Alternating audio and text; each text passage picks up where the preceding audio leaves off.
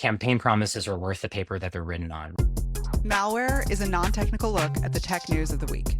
This is a podcast where we learn together about everything from crypto to AI to whatever comes next in tech. I'm Natasha Hoskins. I'm Dina Burke. And this is Boys Club.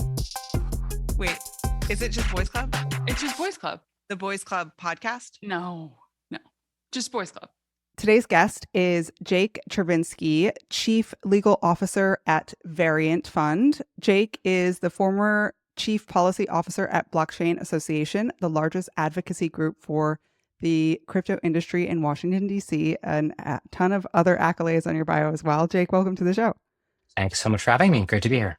Listeners know we are recording this on Wednesday, November 6th. A lot going on in the country this morning, a lot of new information that we're all trying to make sense of with a reelected Donald Trump president and a new administration on the horizon. A lot of division, a lot of celebration within the crypto industry, a spectrum of feelings.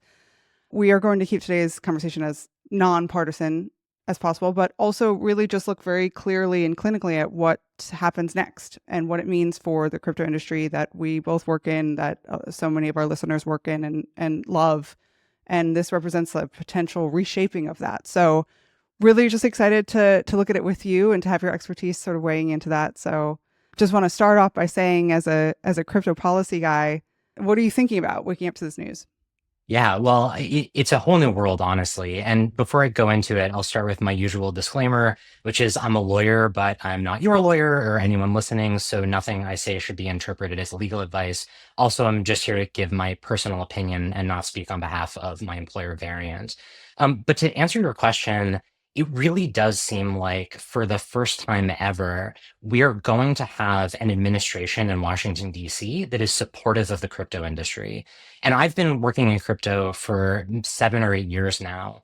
And, when I got into crypto initially, the general view on crypto in Washington was benign neglect. Right? It was crypto's not really very important. We don't have to think about this very much. We have to go after some of the bad actors, but we're not trying to pass any legislation or create any regulation to enable this industry to move forward.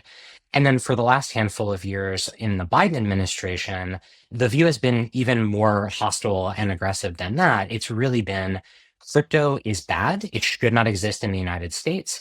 And the government will use all of the tools at its disposal to try to drive the industry out of the United States. That's made it extremely hard for innovators in the industry who just want to build products and services, who just want to build a better internet, right, that treats people fairly and equitably to do the work that they want to do here in the country. And now what we're looking forward to is a new administration that is not only positive on crypto, but has, it seems, a lot of people who are experts in this area and really understand what it is that we're trying to do and will take key roles in the administration. And we can talk about what that looks like to actually get good regulation done so that builders in the industry can do what they want to do. That's very exciting for those of us who want to make sure that this industry succeeds in the United States. Yeah. Okay. So I would say some cautious optimism is what I'm hearing from you.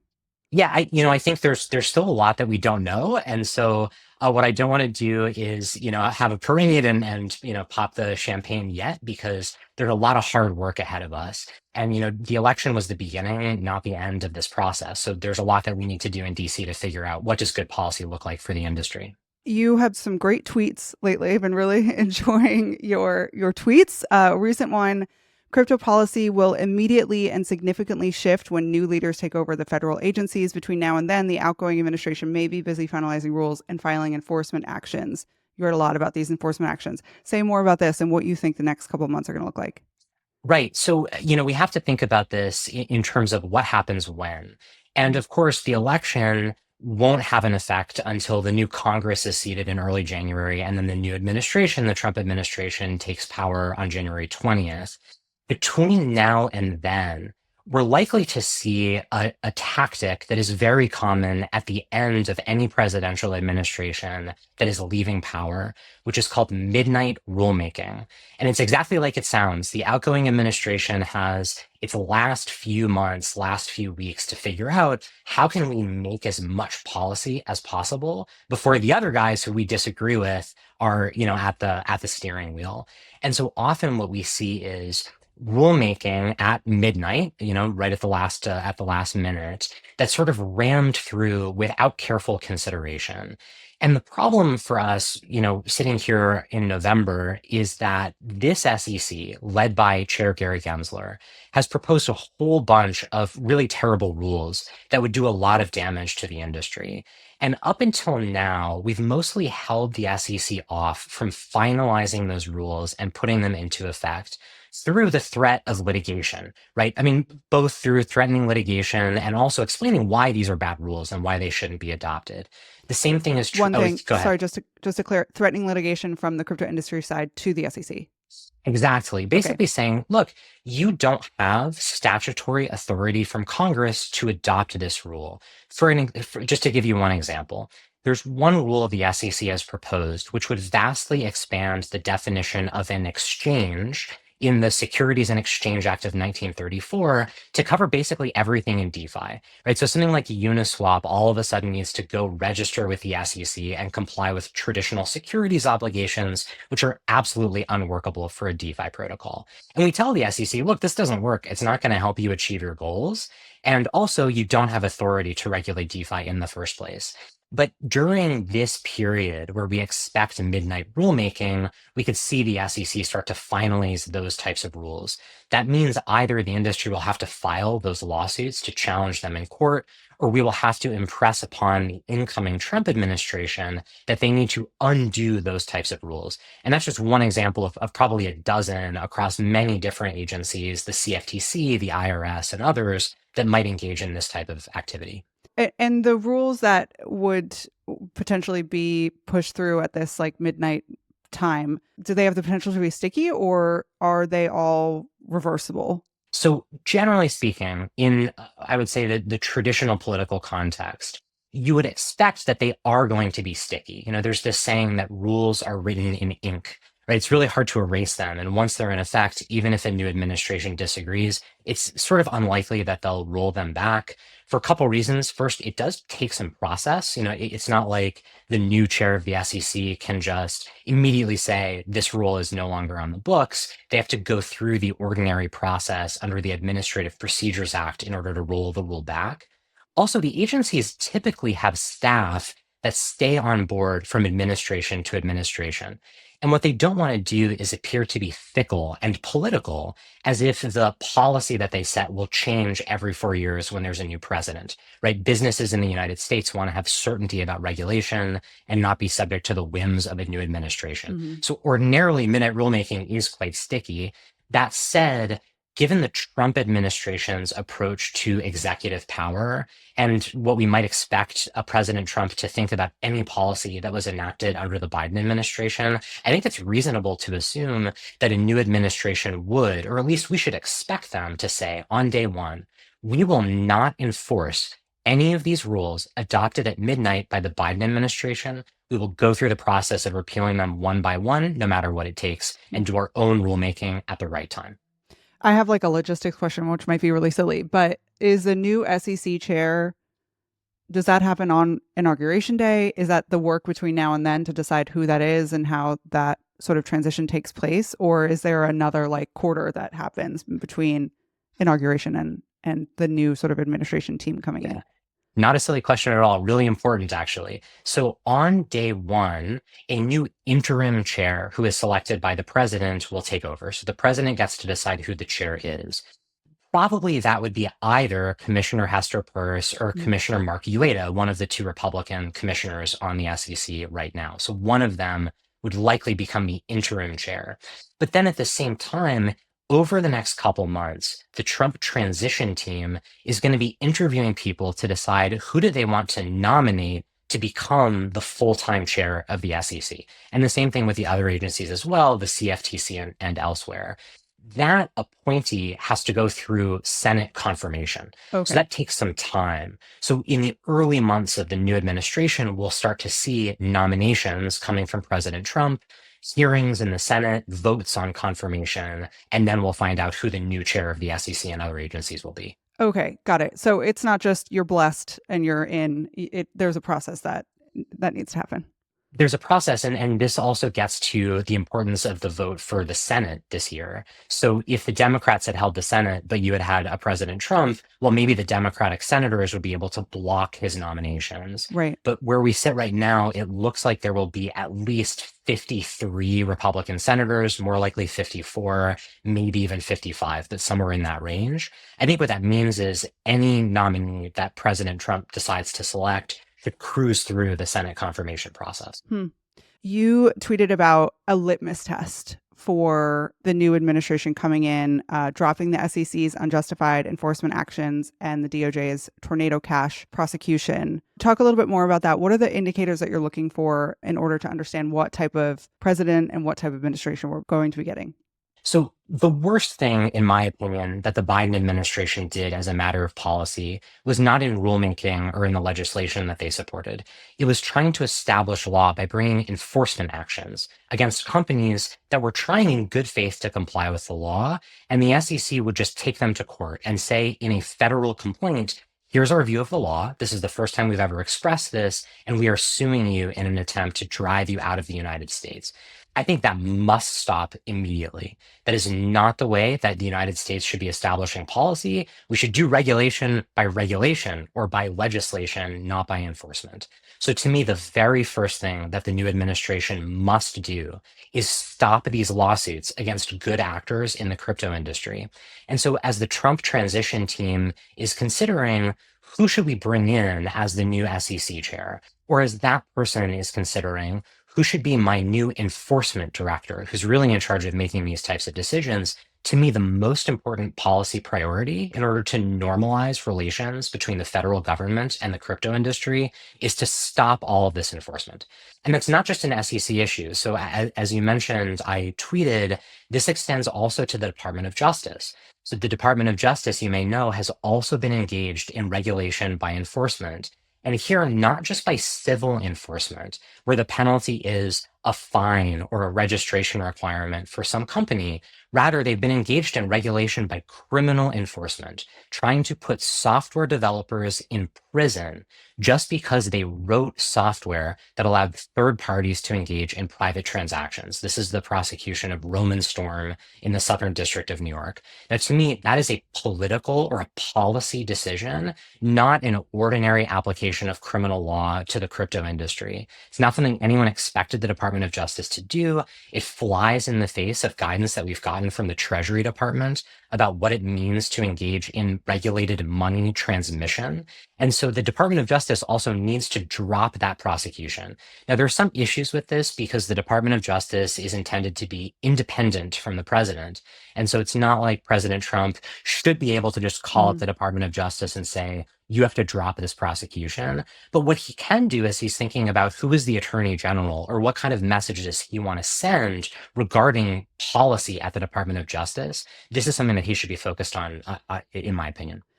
Has the Trump campaign signaled anything about the tornado cash case? I can't remember any notes about it. I haven't heard anything about it. And I think that that's why it's important that we're talking about this, because the conventional wisdom about a Trump administration is that President Trump will instantly solve all of our financial markets regulatory woes, right? He's not a fan of the SEC any more than we are in the crypto industry. And he's spoken at length about those types of issues.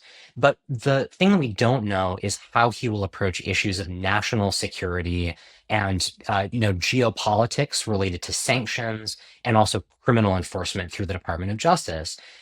There's sort of a strain of thought among national security hawks in the Republican Party that they also aren't really a huge fan of private transactions. Right. And that's really what the Tornado Cash case gets to. So I think it's really important in this moment where President Trump hasn't said anything yet about that issue to make sure he understands that privacy is normal. And if he wants to protect the rights of software developers and make sure the crypto industry flourishes in the United States, this is also a case that should be very important to him and his staff. Okay, that's going to be a really important early indicator, I think, to be looking at. I think part of how I woke up this morning and what's been really weighing heavily on my mind is the disconnect between the euphoria in certain parts of the crypto industry that feel like there is an administration and a president that is supportive of this industry, and looking at a man that is known and very well documented to not keep his promises and to say a lot of stuff on the campaign trail and not deliver. And so I am thinking about how to game out best and worst case scenarios and like what those early signals are going to be that, okay, maybe he is going to stay true to his word, that he is in support of the crypto industry, or maybe that was just sort of empty campaign talk. I will say I was at Bitcoin Nashville here. I'm based in Nashville, and the Bitcoin conference was here, and he had his big speech and came and was saying a lot of things that the crypto industry wanted to hear. And I got to say, I didn't feel like he really like had it in his bones in terms of him really feeling it and believing it himself. It was kind of like someone gave him some great notes that he was reading off a page. And so, yeah, just like some concerns about like, is he really going to do it? And I guess just to you, what are some things that you will be looking for in the first couple of months to be like, okay, maybe it is moving in the right direction, or what are some things that would be a red flag? Yeah. So first of all, I totally share your concern. I think that's very valid, and not even specific to President Trump, but generally speaking, campaign promises are worth the paper that Fair. they're written on, right? Fair. So I think always we have to wonder, candidates say one thing during a campaign, and then you have to see what really happens. I also think there's a particular concern in the context of crypto, where to your point, I don't know how much President Trump had internalized some of those policy positions. When you listen to his speech at Bitcoin Nashville, it seemed like he was sort of learning as he was getting feedback from the crowd about, what these issues were and why they were Totally. important.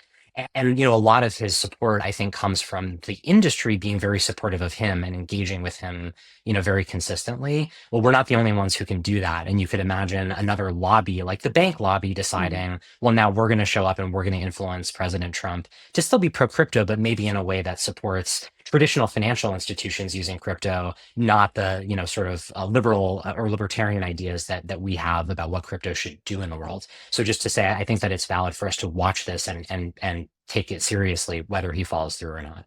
So to your question, what should we be watching for? I think the first thing is, in the transition process, we should be very focused on who the leaders of the agencies are that the Trump administration is going to select. And, there's this saying, personnel is policy, right? The president doesn't make every decision about every policy issue. He selects people who will work for him to do that job. And so the question is going to be, is he selecting people who we know are aligned with industry priorities for key positions? So that includes the chair of the SEC or the CFTC. It also includes other members of the cabinet. So one really important position is the Secretary of the Treasury. And one name, just to give you an example, that's been floated is Senator Bill Hagerty. And he's a champion for crypto. He really deeply understands these issues. And I think for our purposes, he would be a phenomenal Treasury Secretary. He's not the only one who's being considered, but we should be looking at who are the people who are going to staff the Trump administration. That's the most important thing. I think the next thing that we should look for, on January 20th and going forward, are whether President Trump does follow through on some of those promises he made. So one was a promise to pardon Ross Ulbricht. I think he said he was going to do that on day one of his administration. Now, that's a promise that he made at Bitcoin Nashville, if I recall correctly. And so the question is, if he's going to follow through on his campaign promises, that's a really easy one for him to follow through on. I think it would signal that he understands the importance of the sort of rights of developers that we care about in the industry. And so I would want to see him do that to get a sense of what's going to happen next. Yeah. Let's talk about what did you say? People are policy? I liked personnel is policy. Personnel is policy. I really like that. Yeah. To that point, we've spent a lot of time talking about the federal level. Let's talk about the impact of the House and Senate election results. Is there any interesting state level regulation that's come out of last night's results, or any international crypto policy developments that you feel are worth highlighting, or potential developments rather?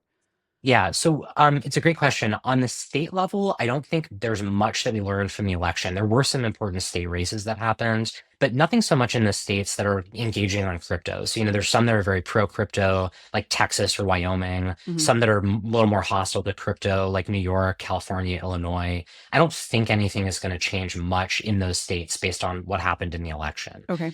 Similarly, on the international level, I think the new administration and also the new Congress will take cues from what's happening overseas. It seems like it's going to be a much bigger priority for the administration and also for the House and the Senate to make sure that this industry doesn't go overseas because they're not allowed to do business here in the US. So I think what's happening in Europe, for example, with the MiCA regulation is going to be more impactful on how we think about next steps here in the US. I think the most important thing, talking about the House and Senate, which you mentioned, is what legislation is going to come out of the new House and the new Senate in the next Congress.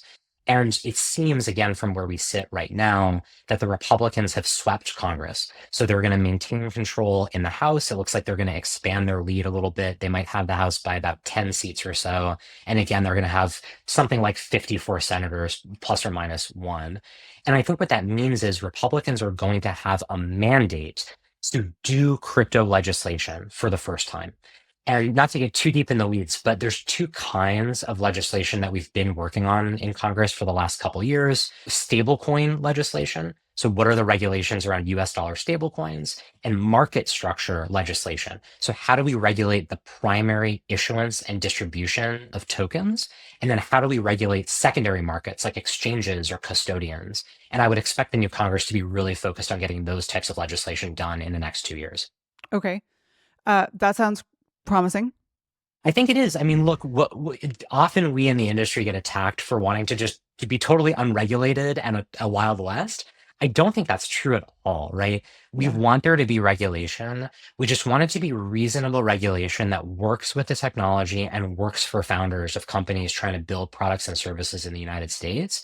And we need Congress to do its job in order to get there, right? Yeah. And I guess my hope would be just to do a little bit of wish casting with you is that we can get something done in the next 2 years that is bipartisan, right? Even though Republicans are going to control the White House, the House, and the Senate, what we want to do is create durable regulation for crypto that doesn't just get wiped out the next time power changes in Congress or in the White House. And I do really think there's a lot of pro crypto Democrats who were elected, right? This wasn't just like a red wave. A lot of pro crypto Democrats are also going to be freshmen in Congress. And I think we have to get everyone together to work on this legislation so that the industry can thrive and flourish in the US. I want to talk about the Democrats for a moment. Well, actually talk about fundraising. So you had tweeted something that I actually repeated to my husband over breakfast, that it was such a fascinating fact. Crypto industry raised more money for candidates this election cycle than oil and gas and the pharmaceutical industries. That's crazy amount of money and Totally. power and leverage that I didn't know we were in that league. That was so surprising to me. It's totally crazy. And it's very new, right? This is the first election where the industry, and not just the industry, but the community, right? Ordinary people who care about crypto and decided to make donations or get active in the campaign, the first time we've really had a national stage. And I think we really took advantage of that opportunity. So, the crypto industry had a super PAC called Fair Shake, which was the single largest super PAC in America for this political cycle. And Fair Shake gave tens of millions of dollars to candidates on both sides of the aisle. So really importantly, I think they gave something like 60 or $65 million to congressional Democratic candidates, and a similar amount, maybe a little bit more, to Republican candidates. And so really the industry this cycle was able to have a significant impact on supporting candidates who understand why this technology and why this industry are important and are going to carry that message and that position to their new jobs in Congress. I know you don't have a crystal ball and might not be willing to share a perspective on this, but if Democrats had embraced crypto more, and I know there's a bunch of folks who were elected who are pro crypto, and I know that it is bipartisan super PAC, but I guess just even optically, the Harris campaign in particular wasn't I would say outwardly pro crypto. There was a couple notes here and there that we picked up and sort of reading between the lines. And one wonders if she had been more pro crypto, if things, I don't know, would have changed, or did it just went so much deeper than what was happening with crypto. So I don't have a crystal ball, but I am in Washington, D.C., and the favorite parlor game in D.C. after an election is to try to come up with explanations why this happened and how it could have been different. So I'll give you my best shot at it. I don't think that if she had been pro crypto, it would have changed the outcome of the election, right? I mean, if you just look at Donald Trump winning the popular vote, which no one expected, right? This really was a statement by the American people that they, I think, wanted to reject not Kamala Harris, but the Biden administration and its governance of the country over the last, 3.5 years. And I think when you have Americans saying only about 20%, America's on the right track, which was something like the number, you're just going to assume that the incumbent party is going to suffer and is going to lose. That's sort of baked in. I do think, though, that Kamala's general approach to crypto was emblematic of her approach to many different issues, which is that she wanted to win the election without taking strong positions on a lot of different issues. And crypto was just one of many where, at least in my personal opinion, she sort of tried to have her cake and eat it too. So on crypto, she would say, on one hand, she wants to support innovation in innovative technologies like blockchain. But then on the other hand, she would say, while protecting consumers and investors. And this was her trying to signal to us, she's going to support us, while also signaling to the crypto skeptics, don't worry, I'm not going to let these guys, get away with all their crooked behavior. Yeah. And then she didn't really engage on a deeper level as to what policy does she actually want to see. Right. And I think when you add up the way in which she approached many different issues that way, I think it did hurt her with a lot of people who felt like, they didn't really know what they were going to get if they voted for her. Totally. That super PAC and the power that it wields, I just can't stop thinking about it. It's a lot. And I wonder if you ever get worried about regulatory capture, like the companies that are putting the big dollars into that super PAC, just the natural expression is to try and find some leverage for their business. And I don't know, does that keep you up at night at all? Or do you feel like the process works the way the process should work in that case? I wouldn't say it keeps me up at night, but I do think it's really important and it is a risk. And, look, there are sort of two sides to overgeneralize and oversimplify, two sides of crypto, right? There are the centralized players, which frankly look a lot like traditional financial institutions. They just happen to be working on crypto rails instead of traditional financial rails. And then you have the sort of decentralized folks, right? These are the, on the furthest end of the spectrum, the crypto anarchists. But even much before that, the people who feel like the purpose of this technology is to not accrue power to a small number of people, but to bring power back to the people and to make things like the internet more equitable and more fair. And there is a tension in regulatory policy between those two things, right? You could imagine there being legislation, for example, that enshrines centralized exchanges at the expense of decentralized exchange protocols, right? Something that either says the centralized exchanges have lighter regulation, or even something that says, DeFi protocols are not allowed because they're too risky. We can't have these systems without intermediaries. So these intermediated centralized systems are totally fine with us, but not the decentralized ones. And I think it's really to the credit of most of the centralized players in the crypto industry that they understand they will not succeed unless the decentralized, permissionless world in crypto also succeeds. And so you see them coming out and advocating, sometimes even against their own interests, to try to make sure that everyone succeeds, right? And it's one of those high tide raises all ships kind of situations. But that's not guaranteed, right? That's a policy position that those companies have taken.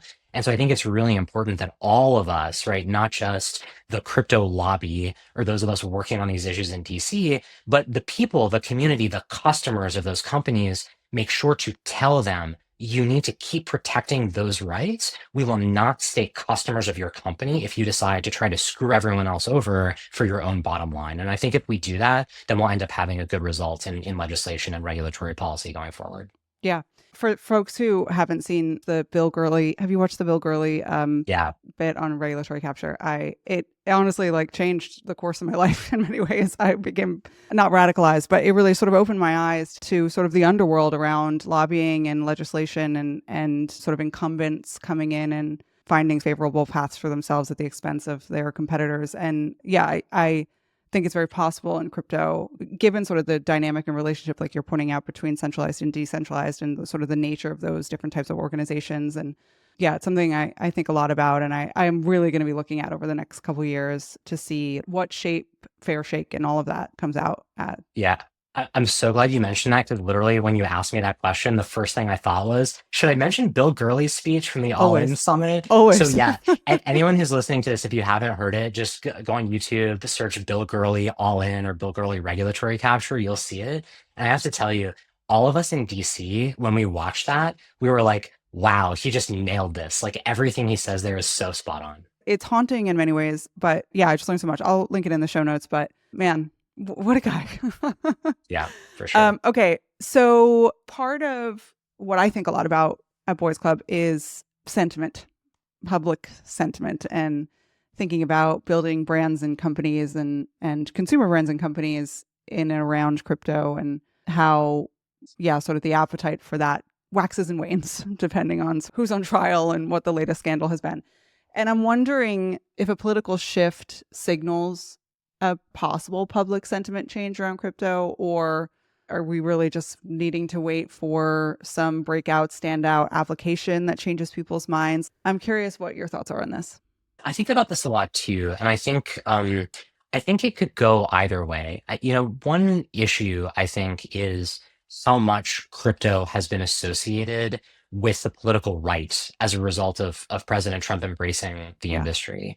And I actually think that that's driven a lot of people on the political left away from crypto, right? totally. It's sort of given them the sense that they don't want to be involved because this is just another right-wing type thing that doesn't appeal to them. And that to me is really sad because crypto is for everyone and everyone should be using it if it's beneficial to them. And it shouldn't be politicized in that way. And so my hope is that going forward, everyone in the industry will work really hard to make sure that it doesn't have that reputation, because I think that'll drive away a lot of Hmm. people who should be, able to feel comfortable getting involved, not just using the technology, but also working in the industry. And then I think you nailed it. I think we've got to build something that's so great that my parents want to use it. And maybe they don't even know it's crypto, but they definitely aren't thinking about whether, Elon Musk supports it and they don't like Elon Musk or something like that. But just something that's so great that there's no way around using it. And I think the technology is powerful enough that we will achieve that. And honestly, I think lifting some of the regulatory pressure and solving some of the uncertainty for founders will help people to build those types of more mainstream and accessible products and services. So I think, we've sort of got a window now to get that done, and hopefully we'll capitalize on that. Great. I love, let's end it on an optimistic note. So we are in one way or another, we're going to be entering into a new regulatory climate. What pockets of crypto innovation or products do you think are particularly suited to thrive, or what are you watching? What are you excited about in terms of what comes next? What excites me most is really what I see and hear every day. So as chief legal officer at Variant, I spend a lot of my time working with founders in our portfolio on their legal and regulatory strategy. And they're often building, really amazing products and services, but can't do the work they want to do because of some regulatory issue where there's a lack of clarity. And so they're sort of changing their product or their service in a way that makes it meaningfully worse, and also makes it much Mm. harder for them to actually do the work that they want to do just because they need to satisfy some totally unreasonable expectation of the SEC or some other regulator. And so I think what's most exciting is lifting that pressure on those founders.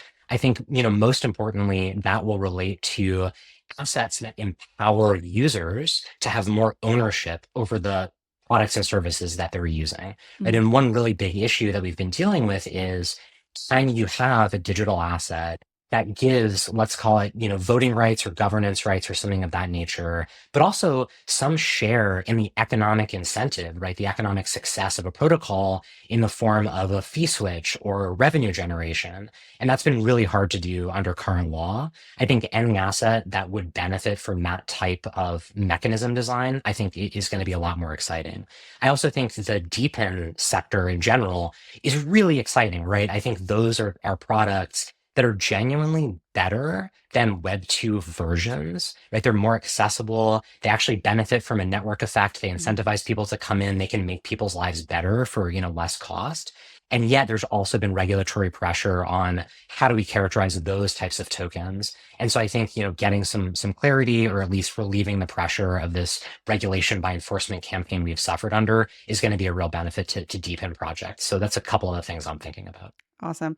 Jake, it's such a pleasure to have you on. I honestly have not been having a great day so far, but this conversation has made me feel optimistic and hopeful and just, grateful for your very balanced and informed perspective. And thank you for sharing. We're going to have an opportunity now that we haven't had as an industry to really see what this technology can do. And I think we should all be excited about that. So I'm glad you enjoyed the conversation. I did too. And thanks for having me on. Thanks.